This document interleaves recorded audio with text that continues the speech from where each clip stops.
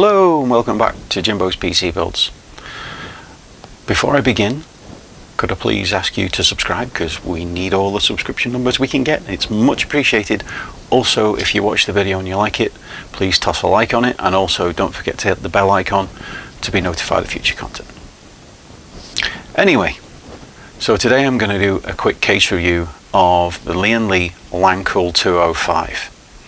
Now, there's been a lot of focus on the LANCOOL 2, and the LANCOOL 205 is the, I wouldn't say the smaller brother, but the lesser reviewed and lesser looked at brother of the LANCOOL 2. So what I'm going to do is I'm going to give an overview of the features of the case.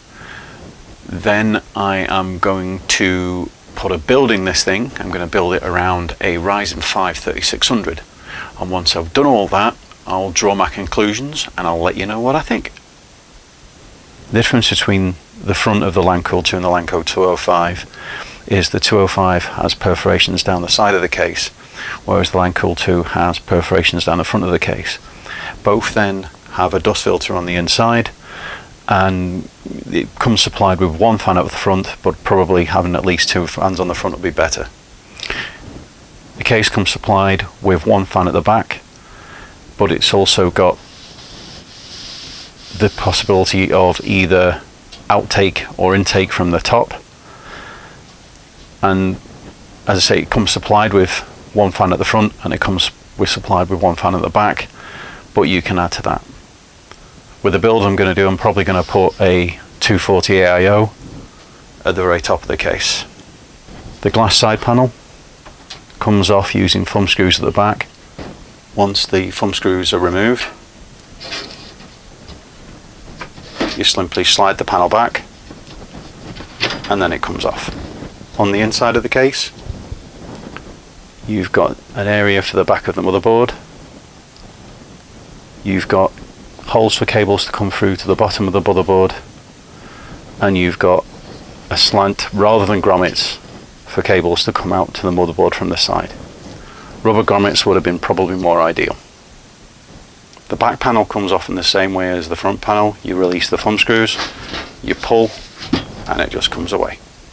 Once you remove the back panel, you reveal two SATA drive mounting locations, and you've got 3.5-inch drive bays for at least two drives.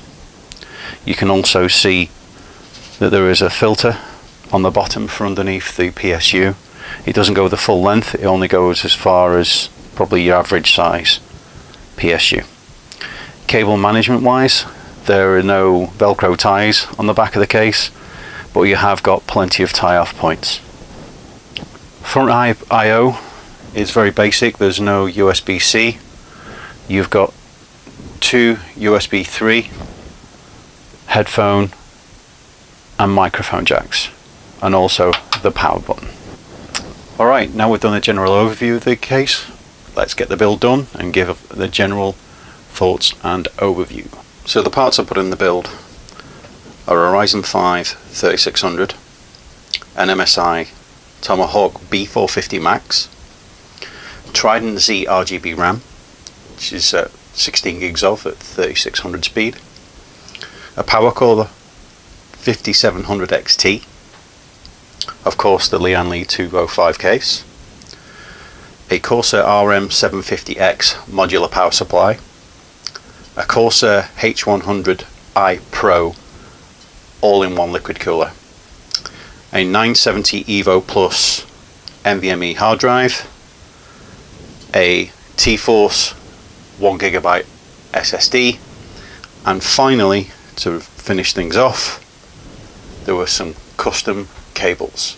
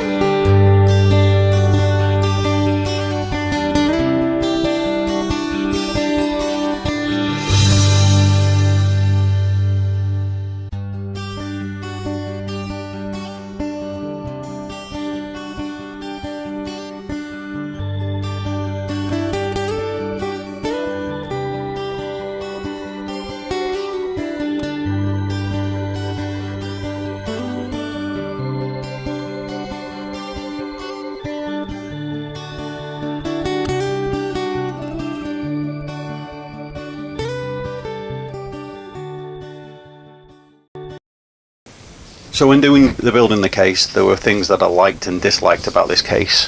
One of the first things I liked was there were removable points for mounting either a radiator like this or fans at the front, so you could pull out from both the top and the front, attach the fans of the radiator, and then simply slot back in. The other thing I really liked is there's a hard drive bay in the bottom, which is either removable or movable with just 4 thumb screws, so it's completely toolless, which is really nice. For this, I moved the cage forward to give more room for cable management. I liked the fact that there was a hole right by the graphics card so you could pass the power cables through, which made this look really nice.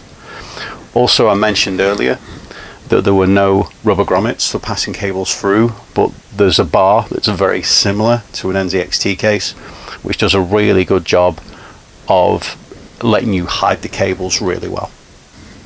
So the things that I didn't like: at the back of the case there is not a lot of room to do cable management in.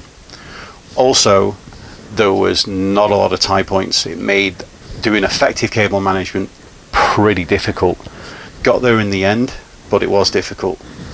The glass panel coming off, it's not magnetic in any way, it's a little bit fiddly, and you take a little while to get it off because you have to take the thumb screws off and then it slides back, so you've got to be really careful with it.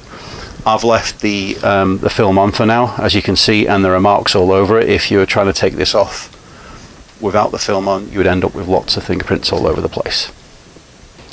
So in the video I've given you a brief outline of the features of the case. I've completed a build of the case and I've given you our thoughts on the case. Early on I mentioned I was a bit worried about the thermal performance of the case because it had the perforations down the front of the case and I wasn't sure how well it did. I also mentioned about adding an extra fan, which during the build I did. I added an extra fan to the front. Adding the extra fan, I think, has made a big difference, and I've installed Windows and done some basic thermal testing, and the performance has been pretty decent. Very pleased with the overall build, and with the extra fan I think it will perform really, really well. As I mentioned earlier, I did have some issues with cable management that's been completed. Inside the main area of the case, the cable management is excellent, and this has obviously helped the overall thermal performance as well. The AIO is performing really well, which is nicely mounted at the top of the case. Alright, so overall I feel the case is pretty decent for the price you pay. It gives pretty good performance, it has some great features. I think based off my understanding of the LANCOOL 2, which I'm going to look at as well, the LANCOOL 2 is more expensive and you're paying a little bit more for some of the additional features that you don't get in the 205. But if you're looking to pay for $60–70 for a case, I don't think you can go pretty much that wrong with the LANCOOL 205. Alright, I hope all of that is useful. As I mentioned at the start of the video, please subscribe. Subscriber figures are hard to come by, and it's great if you could, because it really helps support the channel. Please toss a like on the video if you found the information informative. Also click on the bell icon to be notified of future content, and as always, remember to take care.